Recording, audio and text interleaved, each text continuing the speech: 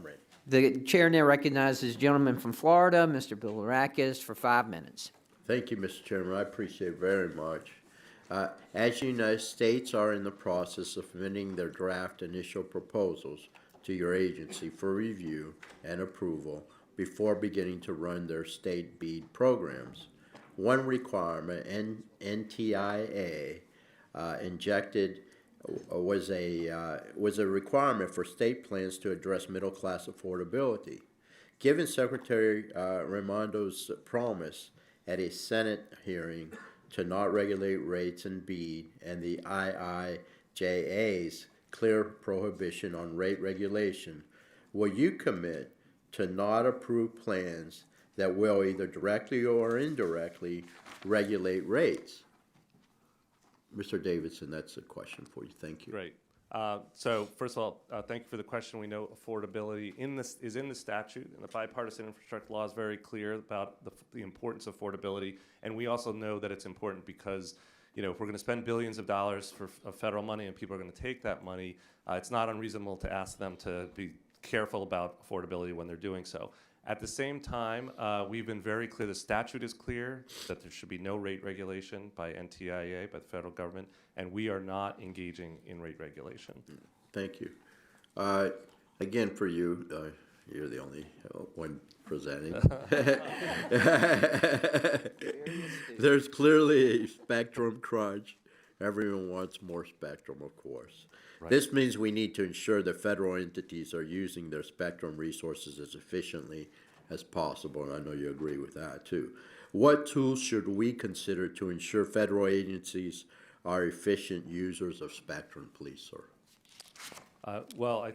First of all, thank you for the question. As you indicate, spectrum is now it's an incredibly valuable and an incredibly scarce resource. So making sure that we're all using it carefully is extremely important. I think Congress can help in many ways by doing what it's been doing to push us to make sure we're using spectrum wisely, but also importantly to continue what this subcommittee has done and committee has done, which is to continue to push for comprehensive spectrum legislation that among other things reauthorizes the ability of the FCC to do its spectrum auctions, reauthorizing its spectrum auction authority.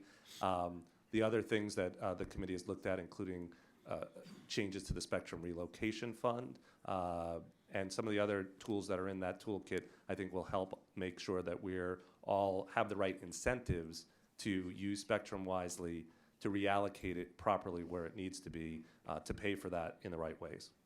Thank you.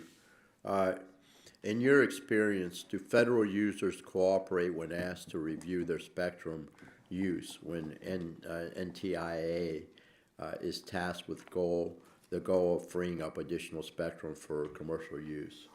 Well, as you can imagine, the same forces that are making spectrum so valuable for the private sector also make it quite valuable for the public sector. So it shouldn't surprise anybody that federal spectrum users are feel that their use of the spectrum is quite important, and in many cases those missions are incredibly valuable. So we have to work carefully together, and we have worked collegially with our brethren in other federal agencies to make sure that we have ways forward of looking at that spectrum. And the presidential memorandum that just came out and the National Spectrum Strategy are critical documents because they make it clear how we're going to examine spectrum going forward, where we're going to look for those opportunities, and they give NTIA, I think, the place that we should have in this process to lead those studies and do that, create that effort. Okay, and you just mentioned the memorandum on spectrum. It requires NTIA, as you said, to solicit views on the spectrum matters of other federal agencies to ensure their views are adequately represented to the FCC. What steps are you personally taking to build trust among other federal agencies to ensure they're bought in these process reforms? And if you could expand on that, I guess we've got a few seconds. Thank you. Sure. Yeah, it's an incredibly important question because we need to work with these agencies. Like I say, in many cases, these missions are important.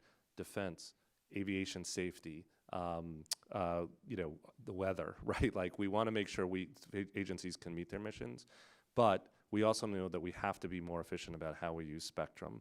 And so we have worked quite closely. In a lot of cases, it's shuttle diplomacy. It's sitting down with the agency heads, understanding their needs, helping them understand that we're all on the same, we're all on the same side here. And it's worked well in many cases since I've been on board, and we've developed a pretty collegial relationship with the spectrum heads in these other agencies, and I think that's a critical. It's not sexy. It can be a little boring, but that coordination's important. Thank you. Appreciate it. I yield back. Gentleman's time has expired. The chair now recognizes